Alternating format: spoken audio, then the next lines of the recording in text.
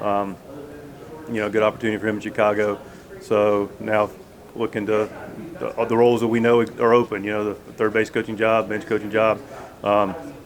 We have a lot of great people that have already on staff with our hitting staff. So working through that. So just peeling the onion back and talking to people and getting. We got a few other balls in the air right now in the organization. So working through a lot of things, but staff's right at the top of the list. Yeah, I mean, we've got guys in place. So again, we're just trying to communicate, make sure we're all on the same page, and look at the big picture of it while we have the time. Do you have a lead hitting coach yet? Or are you going to arrange that group? Say that again, Dennis. Sorry. Do you have a lead hitting coach yet? Or are you going to arrange that group? Not yet. Not anybody that we've gotten down the road with that far. They're still in the process. Biggest thing we talked about, just to go back, we just review with our players what our players, had talk about player plan for the offseason with existing staff. So that was a big part of last week, and of course now we're here this week. Did you ask Ryan to be your bench coach before he left? Yeah, of course. I mean, I had a great conversation, good relationship with Ryan. Think the world of him. I think he was down the road with other opportunities. Any conversation with bench deal about staff opportunities? No, I don't really want to talk about staff outside of anything until it becomes official.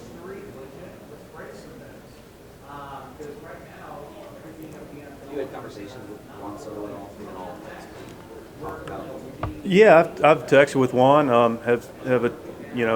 Trying to get down. I'm seeing a lot of our players. Had dinner with Joe, Manny, Campy. They were in town when I was in San Diego. Going to go see Crony on Monday. Going to take me to a Chicago restaurant. Looking forward to that. Have on the calendar to see Juan on my way down the Dominican. Juan, Toddy, Bogey, and Aruba. So little sun for middle December. But yeah, I've had some good texts with Juan. Think highly of him. Good relationship. When do you plan to be down there to see him at the TR? I'm going to see Juan in Miami on the 17th is what we have scheduled. I assume this is public information. And then I'm going to go see Toddy on the 18th and 19th and bounce over to Aruba and see Bogey after that. What do you gather from the conversation that you had and what you got with the players about what the next season will look like and maybe what 2023 was? Yeah, more big picture, a little bit of what 23 was, when we capture the good, when we capture areas that we can improve upon.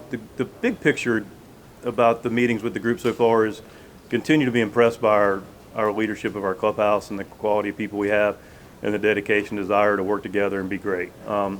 I just can't speak highly enough of the guys we have. Joe Musgrove's, Manny, these guys have been amazing to work with, to sit down, talk with, hear their thoughts.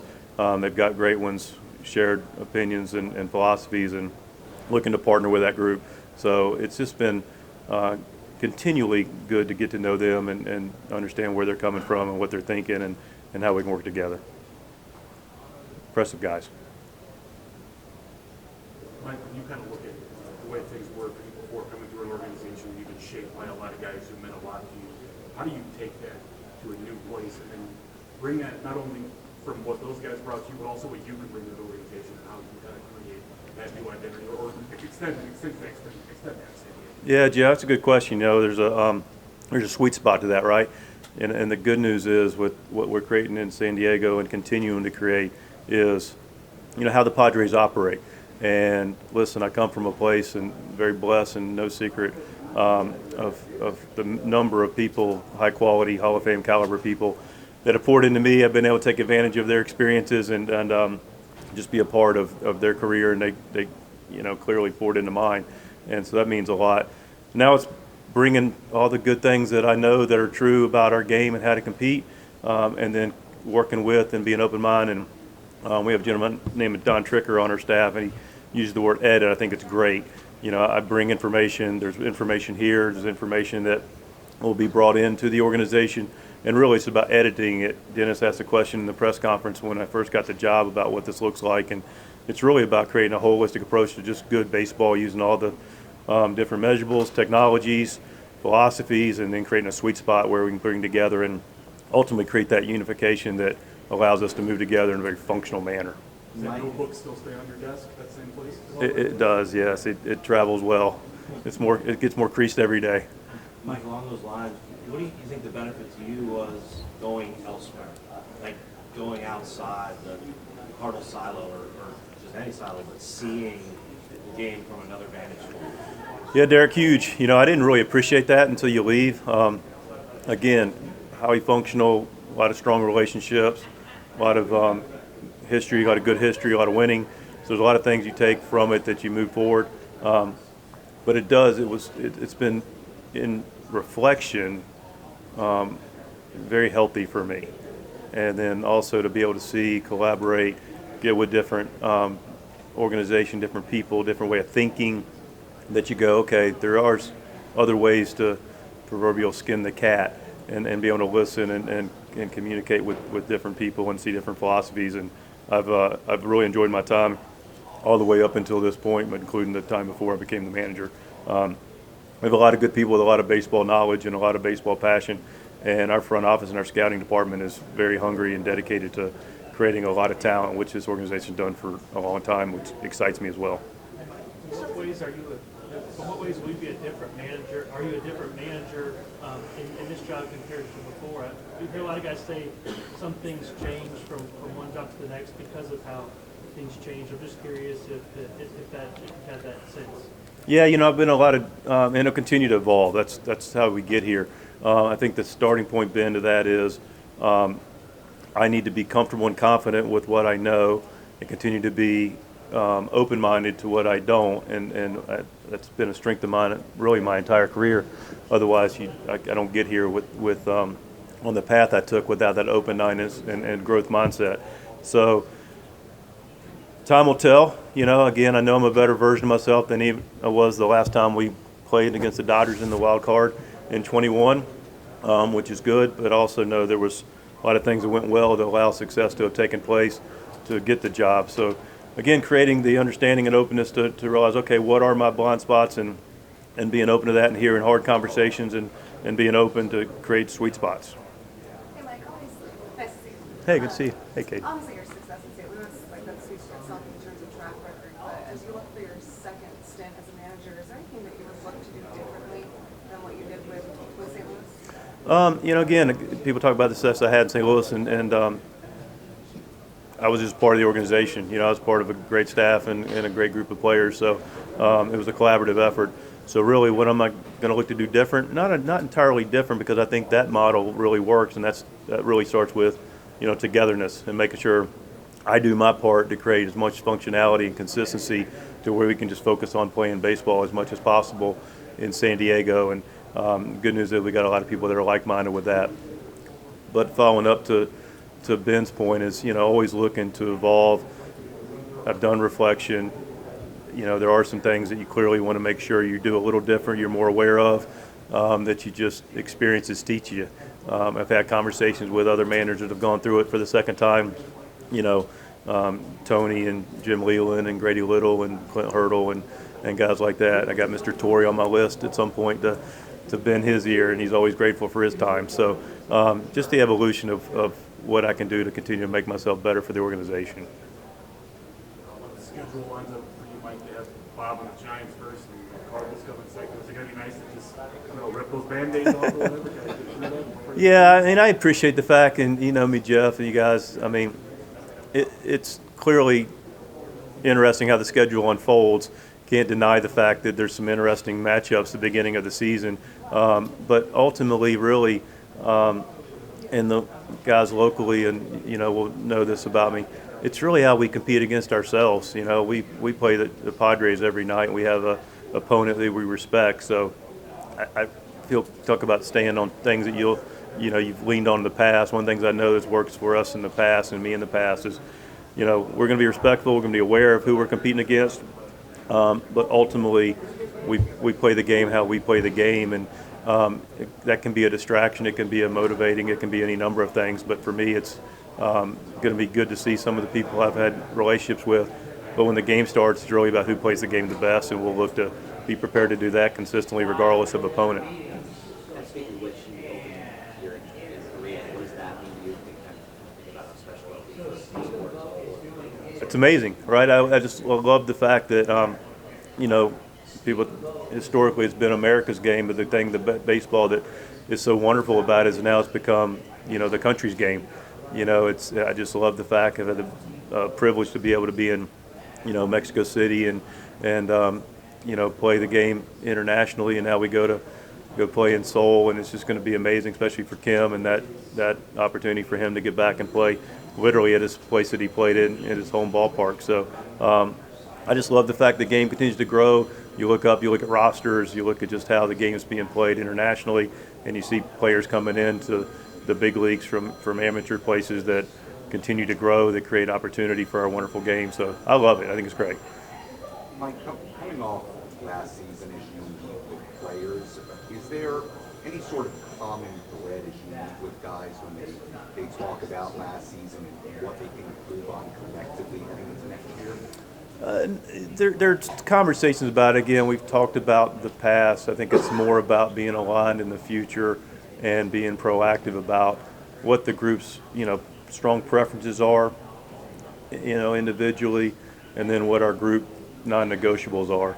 And by the way, that sounds like a really good thing to say. I got it from A.J. Ellis, so I'm not by no means going to come up with this one. I think it's great. We're using it. But yeah, just making sure that we're hearing everybody in an individual sense, create the relationships. Everybody understands that we're going to do this together and as a team, and everyone has their opinions, and that's valued. The great thing is we have a lot of players with high level of experiences, championship caliber experiences, high level of playoff experiences, a lot of time in the game. That being said, we don't want to minimize guys that are also coming up, that also have experiences, and make sure their voice is being heard. And then we bring it all together and create a identity of how the Padres are going to compete. So that's the process we're going through right now. All right. For Ha-Seong Kim, he is winning the utility gold glove of National League, and he can play second and third, so many positions. What is your plan for him? To make sure he shows up at the ballpark and he's ready for the first pitch and he's ready to play, because that guy is rightfully, congratulations to him to win that utility gold glove. Very impressive player defensively, very impressive player across the board. The great news about guys like Kimmy is he can play anywhere. He's open to playing anywhere. He's got a great attitude. He's a baseball player. He's a winning player. And so the situation of what we have in the moment will dictate perhaps where he plays. But the good news is he's open-minded, just likes to play baseball, and he competes and contributes wherever that is. The more guys like that we have, the better chance we get to that World Series championship we're seeking at some point. AJ said he recently hired a manager to kind of go into some of the defensive alignment stuff. Like how close are you kind of settling on who's playing where in the infield? Like, is that a spring training thing? Is that you're going to talk to guys when you see them? Combination. Talk to guys when we see them about, you know, our defensive alignment. Again, the good news is talk about things we've done in the past that have been, you know, we know that wins, you know, playing good, consistent defense wins. And we played good defense last year. You look at Toddy, wins a Platinum Gold Glove, first year in a new position. Kimmy, stalwart. Crony's fantastic defensively, regardless of where you put him. Manny's Gold Glove caliber third baseman. Expect that play again to continue for him. I thought Bogey did a very nice job. Metrically, that gets rewarded as well from what he did at shortstop. Of course, Grish has won 2 Gold Gloves. So good news is we have guys in place that have played really good defense that have already moved over in different places, and now it's a conversation about big picture, what's the best for the Padres, and then individually, again, talking to guys about their preferences and non-negotiables and putting it all together. Obviously, Fernando was great in right field last year, but there could hypothetically be a scenario where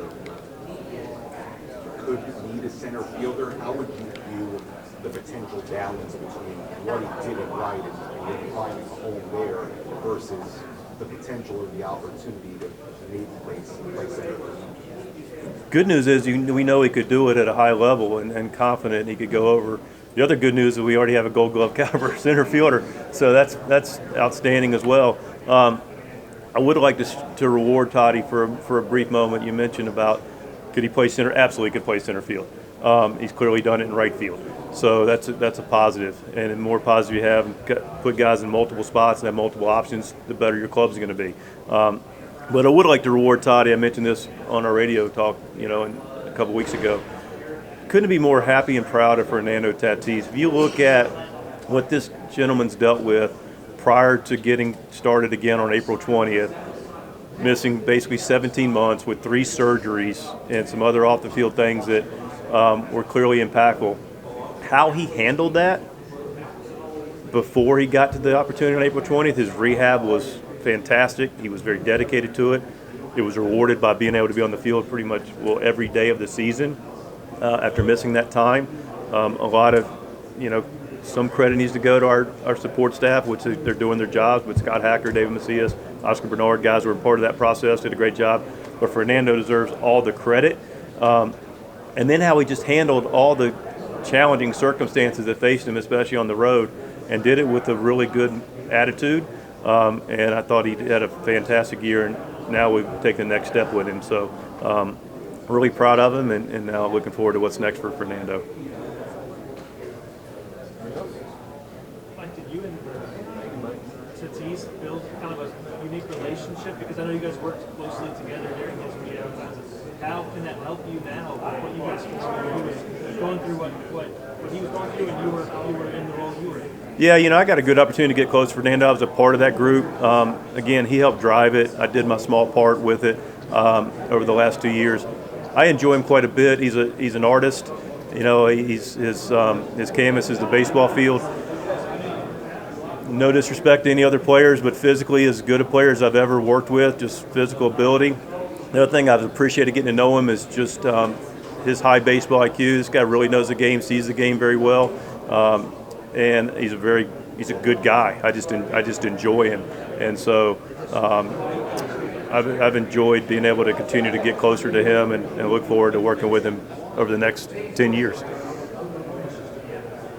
How did you find the expectations in the role you had? How did you find the expectations in San Diego?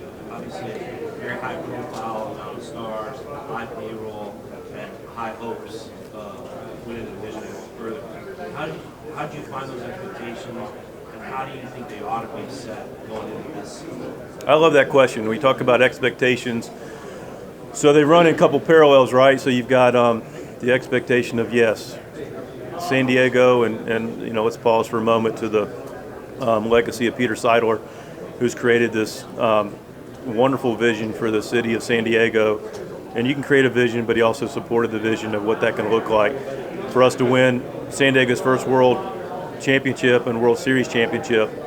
And you look at that, and that is the goal. And there's going to be 29 other managers that sit up here and say similar things that are looking towards that. We've also backed it up. We've got a good core of what that looks like remaining in place to make that happen. I will say this, a trap that can happen, perhaps did, I don't know. All I know is moving forward, how we'll think about things. If we prepare every day, Jeff asked about the schedule. We play against ourselves on the schedule. We have an opponent we're going to respect. We get an opportunity every day to get better as the season goes. Better as the game goes, series goes, season goes. And so if you create an expectation of just continual improvement and togetherness and playing the game right, you're going to get the best version of your club. And so one of the first things is that, and then a tangible goal. We need to be able to compete better within our division. Now, clearly, wild card teams have historically still won World Series. We get in the wild card, we'll take our shot at it. But let's be a little more competitive consistently, which speaks to that body of work, day by day, brick by brick, that we're discussing. Those are the expectations that lead to a bigger picture expectations. And I want to make sure we're staying present and not getting escaped and losing a vision that is out there without putting the day-to-day, brick by brick work together in. That makes sense, Derek? Yeah, thank you. Yes, sir. Thanks for asking that. Thank you guys. Thank you, Mike. All right, appreciate it. Thank you.